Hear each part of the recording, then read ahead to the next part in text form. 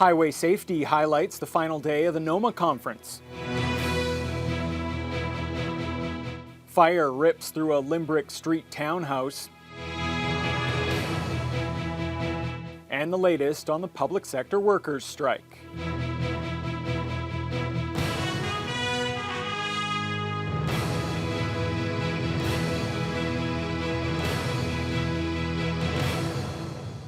Good evening and thank you for joining us. The annual NOMA conference wrapped up today. It was punctuated by the much anticipated Bearpit session, which gives municipal leaders the chance to ask pointed questions to 9 provincial cabinet ministers. As Vasilios Bellos tells us, highway safety was at the forefront of those discussions. He joins us live now in the studio to tell us more. Vasilios. Thanks, Ryan. It's no surprise highway safety in the Northwest was the main talking point of the Bearpit session, as the region is coming off another winter with a number of tragic incidents along its highways. When questioned, the provincial minister stressed Ontario is investing to make highways safer and considering more effective training methods for truckers. Friday was the third and final day of the NOMA conference, and as it traditionally has, concluded with the popular Bearpit session. It allowed municipal leaders from the Northwest to question a number of provincial ministers who attended on issues most important to the region. The session was highlighted by highway safety and trucker training, as the Northwest has seen numerous fatalities on area highways this winter. The discussion was sparked by Economy Councillor Grant Arnold, who questioned how the province was improving highway safety. It's $592 million in the capital plan for 23-24 to make sure that we are appropriately investing into the widening and enhancements of highways and bridges and ramps where necessary. The conversation was continued by Greenstone councillor Eric Peach, who wanted to know about whether the government was considering incorporating a simulator into trucker training to get those from outside the region comfortable with the severe northwestern driving conditions. That opportunity for students to get to try their skills in that safe environment where they're not going to also hurt anyone before they step into the real world. So I think there's a great opportunity to continue that conversation. We'd like to take a look at how we talk and interact with training agencies and companies that give these folks experience. There are also concerns about truckers going long stretches without being able to stop in the region, which could lead to fatigue and dangerous outcomes. Greenstone Mayor James McPherson used the NOMA conference as a chance to let the province know his municipality could be part of a solution. There are no winter truck stops between Hearst and Nippigan. That's 400 kilometers. So we've met with the minister, associate minister, requesting that they look at it, creating a stop somewhere in Greenstone that is year-round so people have the opportunity to get out of their trucks. McPherson says he plans to continue this discussion with the province moving forward. Vasilios Bellos, TBT News. Well, this as Highway 17 between Chappaqua and Ignace is completely shut down at this hour due to a fatal crash.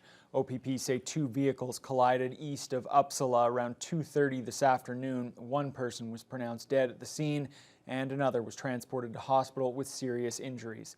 The highway was dry and clear at the time. OPP say a lengthy closure is expected.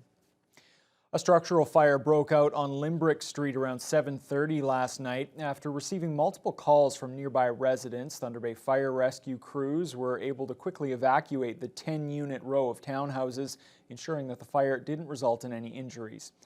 Platoon Chief John Nemi says multiple pumper trucks were called in and an aerial ladder was also deployed.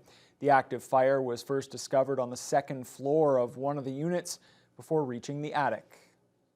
Driving crews encountered heavy smoke coming from the rear of the building through a window, and they went up mid-entry and quickly got up to the 2nd floor and extinguished a fire. But by that time, the fire had already traveled up into the attic area, a common attic area that is a common attic area for the whole 10 units in this town row housing unit here. Other crews arrived and quickly made entry into adjacent units, pulled down ceilings, and were able to get the fire out in the common attic area. The crews did a very efficient and quick job. Otherwise, we would have lost this whole row of units, but they did a fantastic job. We had all units evacuated quickly because we're concerned obviously about life safety, number one. And so all units were evacuated in the 10 units, and the stop was made in the attic area. The total damage is estimated at around $200,000. Thunder Bay Fire Rescue is still investigating the cause and point of origin of the fire. A pedestrian was sent to hospital following a collision early this morning. A section of May Street near Leith was closed for several hours while Thunder Bay police investigated the incident. Police report that the woman sustained a serious back injury.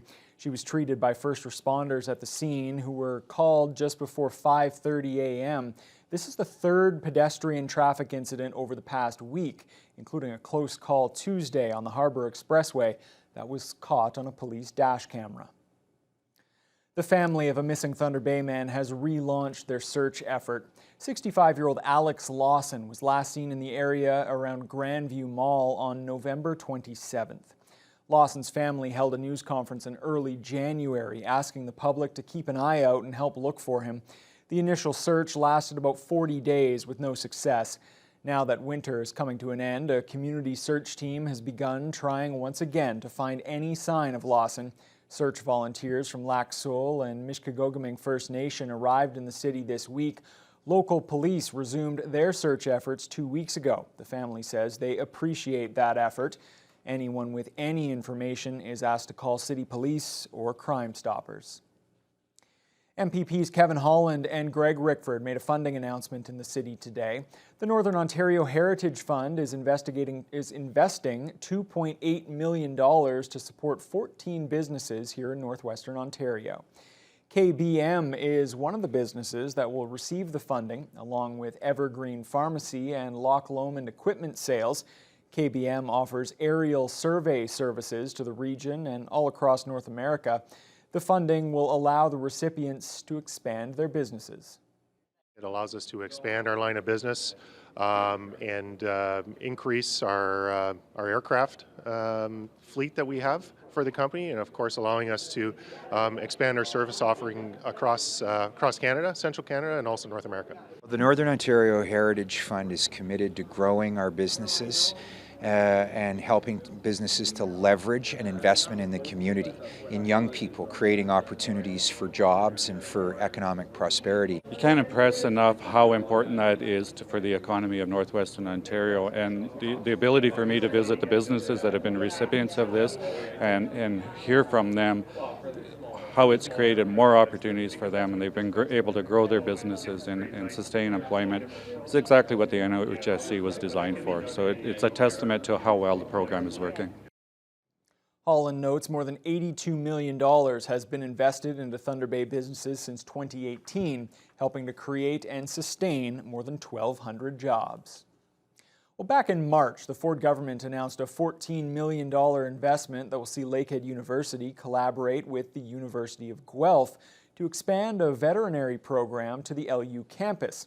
Today, several cabinet ministers were at LU for a follow-up announcement. The shortage of vets in Thunder Bay and the region is evidenced by the long wait times at local clinics. Sometimes pet owners even need to travel out of town to find a vet. Today's announcement is a step toward fixing that by providing financial incentives for some vet program graduates. Minister Lisa Thompson and Jill Dunlop say they want to keep new vets in the north, specifically those who specialize in large animals. To incent them to pursue a career in large animal veterinary medicine. And so our program will translate into a support of $50,000 over 5 years if the student chooses specifically to set up their practice either in Northern Ontario, an Indigenous community, or an underserviced rural community.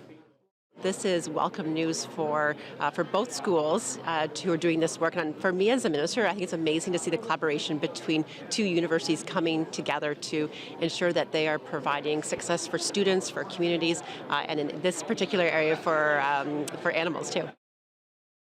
20 vet students will begin attending Lakehead in the fall of 2024. They'll spend their first 2 years at LU and their final 2 years at Guelph.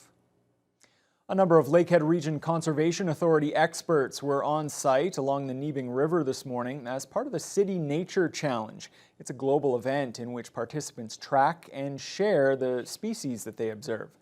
LRCA employees with expertise in fish, birds, and plants took part in the event, offering their guidance to participants and help to identify each species that was discovered.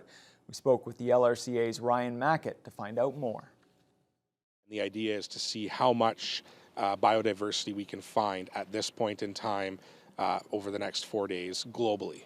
We had 26 different species this morning. Tomorrow the field naturalists will be hosting a birding hike at Mission Island Marsh Conservation Area, and migratory birds are starting to move through the region, so there's a very high likelihood that a lot of really interesting things will be spotted. But it does have some beneficial scientific implications as well, because then we can use the information that we find about the biodiversity in our areas to inform things like our conservation area strategic plans. And it looks like those spring-like temperatures are finally starting to arrive, and that's driving high hopes that there should be plenty to see during tomorrow morning's event at Mission Island Marsh. A lot of Toronto Maple Leafs fans are still feeling the pain from last night's tough loss, but one local fan today, Frank DeLeo, has nearly $900,000 to wipe away the tears. And he actually bought the tickets for the Regional Health Sciences Foundation Thunder Bay 50-50 draw during last night's game. Were you watching the Leafs last night? Yes, unfortunately. I know, sad news about the Leafs, but I think I have some good news that's going to make your day just a little bit brighter. Okay. Did you buy some tickets last night for the Thunder Bay 50-50? Yes. Well, as the Leafs were losing, you were winning $899,510. Wait a sec. Are you a Tampa Bay fan just putting salt in my wounds here or what? Are you telling me that I just won $900,000? Well, actually, $899,510 to be, if you want to, split the hairs between friends. I need a friend who's going to deliver me that kind of news. DeLeo says he'll spend some of the money watching his beloved Maple Leafs play, and he'll also share some with family as well. The Thunder Bay 50-50 has awarded more than $22 million in prize money since its inception. Tickets for next month's draw are on sale now.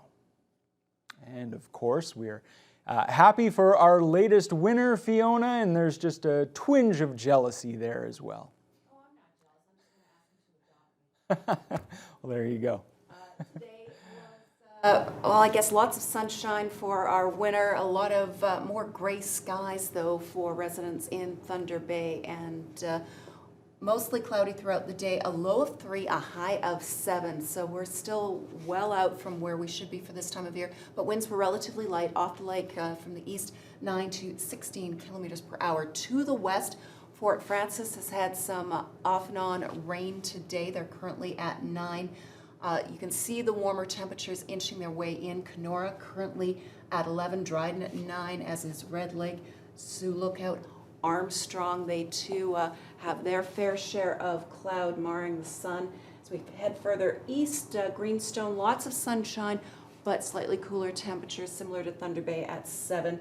Along the lake shore, we've got 8 in Nipissing, 4 in Marathon, and then Sault Ste. Marie, 15. They were actually at 17 earlier this afternoon, but under mostly cloudy skies, they are well into seasonal double digits. We will get there, I promise you. Tonight, we are going to stay above the freezing mark once again with a low of 2, but good chance that we're going to see occasional bits of rain in the overnight hours. And as we head into the weekend, well, let's just keep saying April showers bring May flowers, because we have the potential for a whole lot of rain. We've got a system that's going to be basically circling over the Great Lakes and pulling a lot of moisture from it and giving us a potential for rain, freezing rain, wet snow, or just plain snow over the next 48 hours. But I'll have more details on how it will all shake out for the different areas in the region later on in the news hour. Well, Fiona, until you said that last part, I was going to say that I can deal with April showers. It's the April snowstorms that I don't like. Hopefully we can avoid that. All right, well, after the break, it is now day 10 on the picket line for striking public sector workers, about 155,000 of them across the country, including a few hundred here in Thunder Bay. We'll bring you the latest developments right after the break. Got kids. I don't want to be here ideally. I'd like to be working.